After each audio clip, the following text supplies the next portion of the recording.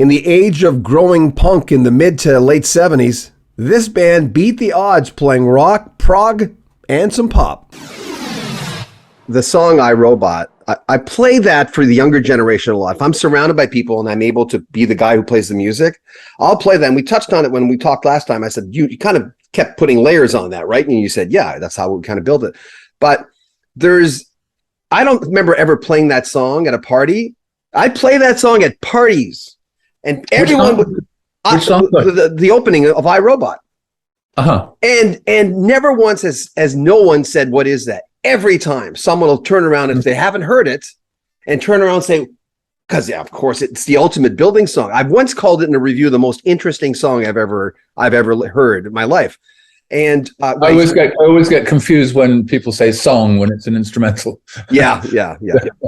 But yeah, it was different for its time. It was I think it was sort of just in time to catch the disco movement, and also at the same time as the punk movement, which thank goodness people either went with progressive rock or with punk. I'm pleased to say that our fans went with us, or I'm relieved that our fans went with us.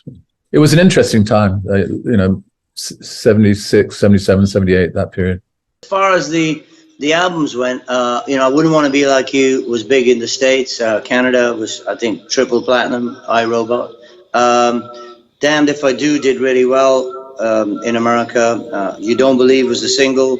So I had, and obviously Games People Play was huge. So all those tracks set up the Alan Parsons projects in America before Eye in the Sky came along and the other stuff. So, I mean, the money part of it was twofold, because initially when I went in and did I Wouldn't Want to Be Like You, it was just, Eric was a friend of mine. He used to come to see my Gonzalez gigs, and he loved my voice, or whatever he loved about me. We got on real well, and he gave me a call and said, hey, I've got a track for you, come sing it. And in those days, it was like, yeah, how much?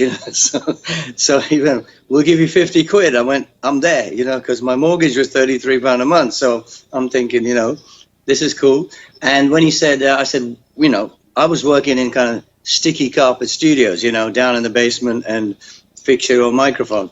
And he said, oh, the gig's at Abbey Road. And I went, and even then I'm thinking, well, I can't get there till 10 tonight because I'm working, man. It's like, because we were working musicians. You know what I mean? If you don't want to, you get a studio that you're paying for yourself, and all the musicians you're sharing the event. So when I got down to Studio 2 at Abbey Road, when he said Abbey Road, I'm there, and the atmosphere was brilliant. I didn't know who Alan Parsons was, which was good for me because I was kind of probably a little cocky, having gigged. And then he played me the track, and I said, hey, I'll give it to me, I'll learn it, and I'll be back tomorrow. And he said, no, you got to do it tonight.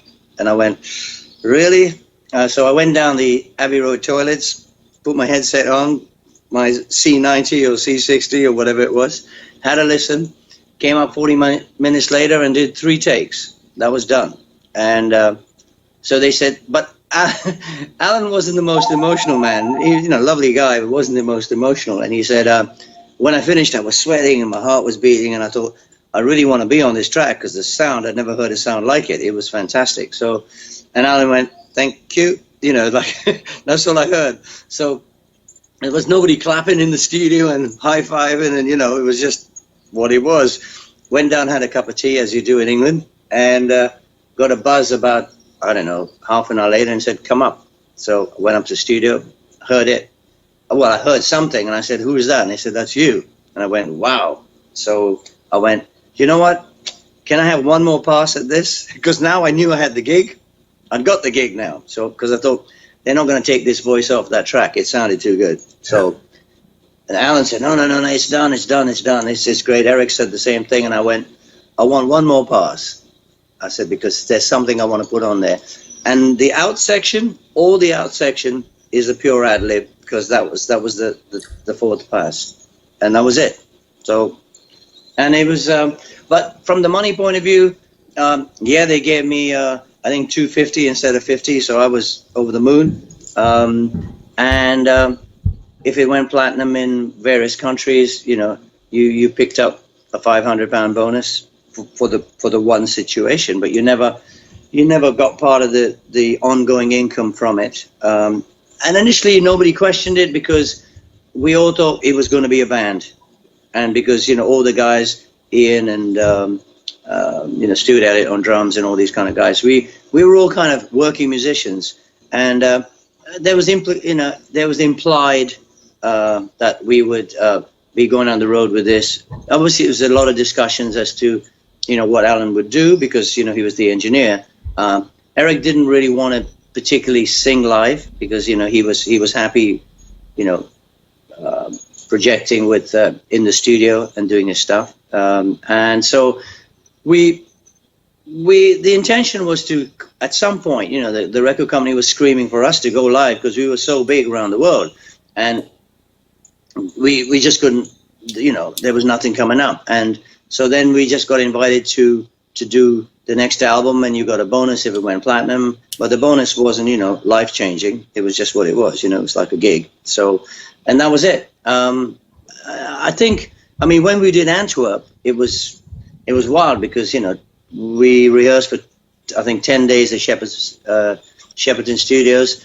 And then we had no production rehearsals. We just did the 10 days rehearsal, had 3 weeks off, and then went and did the gig with no production rehearsals, which was crazy. However, the fans and the audience were so amazing. They just loved us.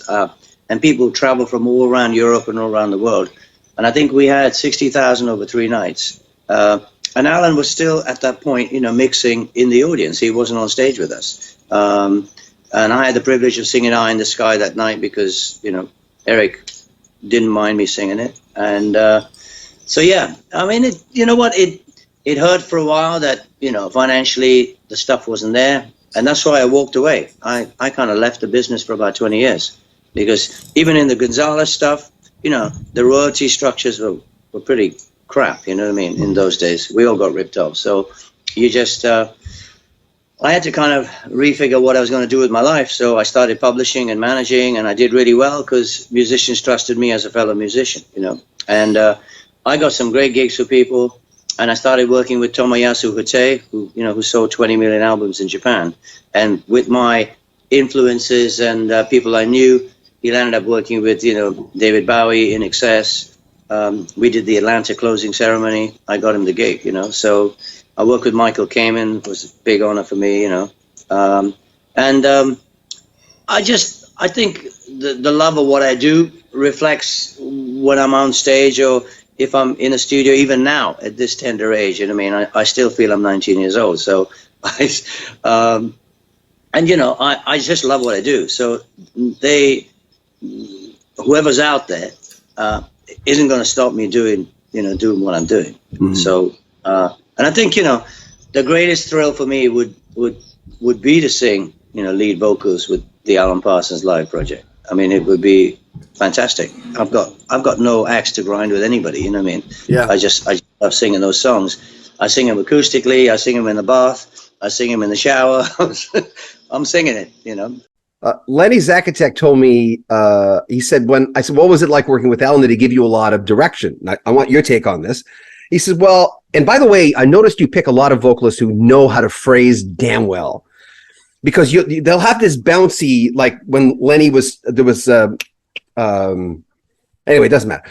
But I noticed that they just really have that pocket of knowing how to phrase in their music. Is that a conscious thing, or are you just like the way a guy sing, or he's from the back your background? How do you pick them? I was actually surprised to hear Lenny say that I didn't give him much direction. He's very talented, of course. And he knows how to frame a song with his vocal talents. But I always had some input with all singers. I think you're singing too hard, or I think you could emphasize this word more, or phrase this line slightly differently, and so on. But I'm not a dictator. I don't like to be considered a dictator in the studio. I love to give people creative freedom, and recording is a team effort. not only the singers but the band and the writers, of course. It's all a conglomeration of various areas of talent. Well, for instance, A Telltale Heart with Arthur, and I Don't Want to Go Home is the song I was thinking about with Lenny. I mean, he is stretching it. Like, he's stretching it on that song. I wish I'd never been born when he's singing that line. There's a few moments in Alan Parsons where you get the singer, he's like on a freaking mountaintop proclaiming whatever he's saying, you know? I felt that John Miles was one of those talents. Yes, he just nailed every song we gave him. It was great. We'll have more from Alan Parsons coming up in the next 2-3 days. This series will also feature older clips from our first interview with Alan about a year ago, and clips from not the most used singer for Alan Parsons, that was Eric Wolfson, Alan Parsons' partner, but Lenny Zakatek, who sang a lot of their popular songs. We talked to him a couple of years ago, and we thought we'd fit some of those clips into this series. He's an amazing singer. That's coming up in the next few days. Make sure you support our channel. You can use the 2 Ps. One is Patreon. You get early access to our videos. Or if you just want to make a donation, there's a PayPal link in the description. Also in the description, links on how you can pick up the new Alan Parsons album or how you can pick up the Alan Parsons Project box set of all their studio LPs. It's all in the links. Make sure you share our videos on social media. We'd appreciate that. It makes a huge difference. And remember, we read all the comments, like our video, and subscribe to our channel. I'm John Beaudin. This is Rock History Music.